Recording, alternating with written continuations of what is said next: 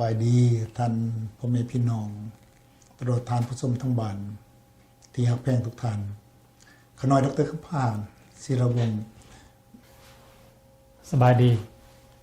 พ่อแม่พี่น้องที่ฮักแพงทั้งหลาย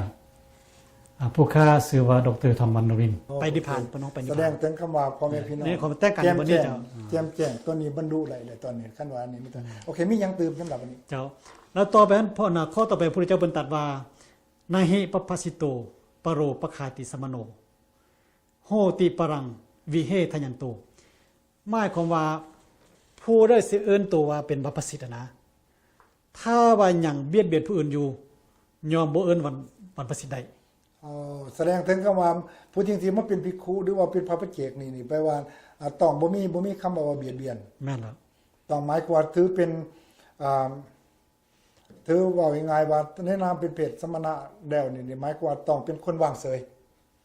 บ่แม่นวางเสยอันน่ะที่เขาเข้าใจน่ะส่วนใหญ่นะวางเสยกับอุเบกขานี่มันบ่คือกันเด้วางเสยแบบฮู้ก็มีวางเสยแบบบ่ฮู้ก็มีเด้คือตัวอย่างว่ามีคนผู้นึงเป็นนั่งอยู่กองฟืนนะนั่งซื่อๆแล้วอยู่กองฟืนนั้นมีงูตัวอย่างซะสิเราก็นั่งเสยอยู่แล้วบ่ฮู้จักเด้เห็นบ่แต่ว่าคันถ้าเราฮู้จักมีงูปุ๊บเราก็โดดปุ๊บเลยกระโดดนี่รถอันบ่อันนั้นเพิ่นฮ้องว่า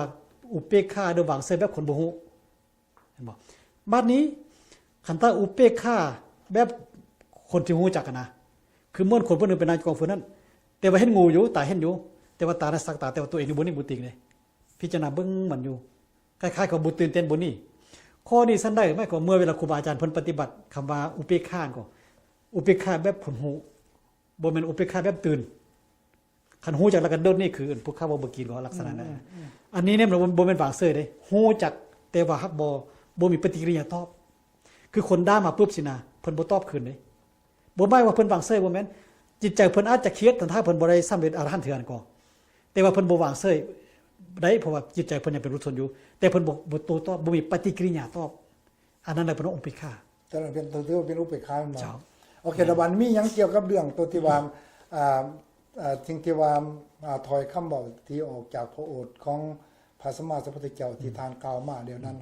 ระบาดนี้มันมาเกี่ยวกับเดือน3ของเฮานี่มีอีหยังเนี่ยระบาดวิธีการทำกิจกรรมตัวในเดือน3นี่นะหมายความว่าพวกญาติโยมควรทำแนวใดจึงสิค่อยได้บุญควรทำแนวใดบ่ได้บุญแล้วก็การเจตนาทานในมือนี่เปรียวมีความสำคัญหยังน้องๆอธิบายให้พี่น้องฟังมาอันน่ะก่อนจะหันก็ผู้ค้ายักเว้าคำว่าเป็นหัวใจของอันนั้นคำว่าอุปติโมกข์ก่อนเพราะว่าเขายังบ่ได้ฮอดหันเถื่อเนาะเพราะคันว่าแล้วมันสิลืมมันก็จักกลับขึ้นมาขึ้นเพราะว่าอยู่ในอันน่ะเพราะว่าพี่น้องทั้งบ้านของเฮานี่ปรากฏว่าโจทย์อยากฟังนั่นเลยเพราะว่าอยู่ในอันน่ะอั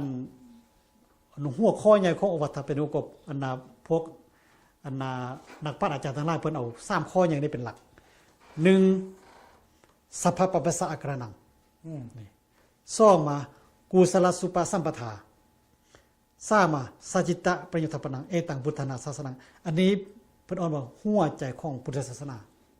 อยู่ใน3อย่างอันนี้แปลว่าโอวาททั้งหมดนี้คันว่าประชุมเข้ากับเราก็มีแต่3อย่างนี้1นี่สัพพะปัสสะอาการนังนี่สัพพะนี่แปลว่าสภาพทั้งปวงแปลว่าทั้งหลายทั้งปวงเขาเคยได้ยินเพิ่นว่าสัพเพสัตตาสัพเพสัตตาแปลว่าสัตว์ทั้งหลายทั้งปวงสัพพะปปัสสะนี่ปาปะนี่มันภาษาบาลีความลาวแปลว่าบาปแปลว่าบาปกรรมบาปกรรมสัพพะปปัสสะนี่แบบบาปทั้งหลายปวงนี้อาการนังยาสุเฮ็ดนะครับแปลว่าหมายความว่าสิ่งที่บ่ดีแปลว่าบ่ควรเฮ็ดบ่จักอย่างประมาณบ่คล้ายๆคือว่าอันนั้นสิเป็นความชั่วแล้วเป็นบาปแล้วบ่เฮ็ดจักอย่างน้อยก็ยาใหญ่ก็ยาซะซ่องมาบัดนี้กุศลสุปสัมปทาหมายความว่าอันนั้นเป็นบุญนะเฮ็ด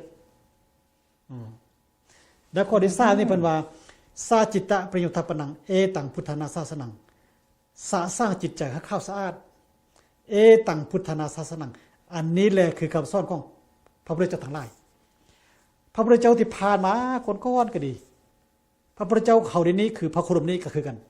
แล้วพระพุทธเจ้าจะมาตัดทางข้างหน้าก็ดีแม่นสอนจากเสมุตเพิ่นว่าอันนี้แหละคือหัวใหญ่ใจความของศาสนาพุทธเพิ่นว่า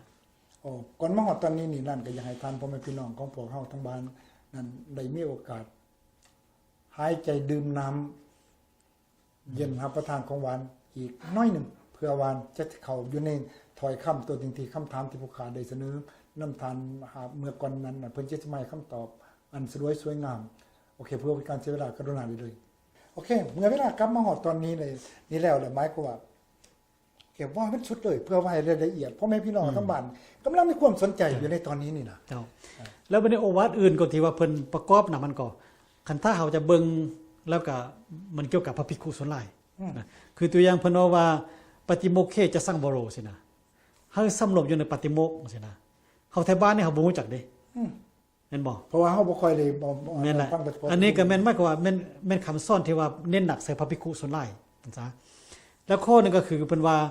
มัตตัญญูตาจะพัตตสมิงหรือว่าอาหาเรปตัญมัตตัญญูตานี่ก็แม่นการสั่นอาหารให้เพียงพออย่าสู่สั่นหลายจนเบื่ออาหารมากกว่าเมาอาหารนะคล้ายๆกับว่าสั่นหลายแล้วมันจักนอนมันซะบ่ว่าไทบ้านบ่ว่าไทพระนี่กันเพราะได้กินหลายก็จักนอนมันซะ แสดงเพิ่นบอกว่าการกินนี่วันพอเพียงอิ่มเป็นหมอยจะได้กินเดือนด่วนไป อันนั้นก็แม่นจะถูกต้องแล้ว โอ้อันนี้นี่ก็เลยนี่ลงได้นี่เนาะเอ้า